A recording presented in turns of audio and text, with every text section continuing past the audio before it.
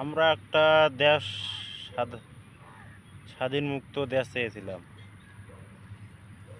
যেমনটা কোনো চাঁদাবাজ সন্ত্রাসীবাজ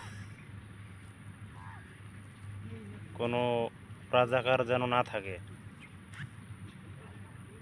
এখন দেখছি মানুষের জীবন নিয়ে টানাবানা। সাধারণ জনগণ চাঁদা যদি দিতে না পারে তাহলে তার জীবনটা শেষ করে দিতেছে তারা। এই সব কাজ কারা করে?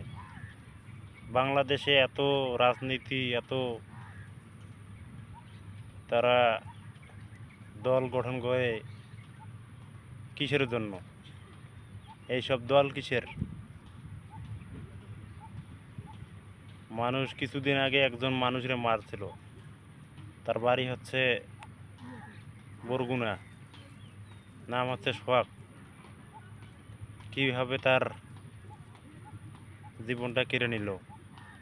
আবার তারা লাশ নিয়ে আমোদ ফুর্তি করতেছে, আর বাকি মানুষ চেয়ে চেয়ে দেখতেছে। কেউ যে বাধা দিতে আসবে এমন বাংলাদেশে মনে হয় মানুষ নেই। তাই বলতে চাই, বাংলাদেশে যে সরকারে আসুক না কেন, সাধারণ জনগণের নিরাপত্তা দিতে হবে। তা না হলে আমরা প্রবাসীরা একবারে শাটডাউন করে দিয়ে দিব রেমিডেস।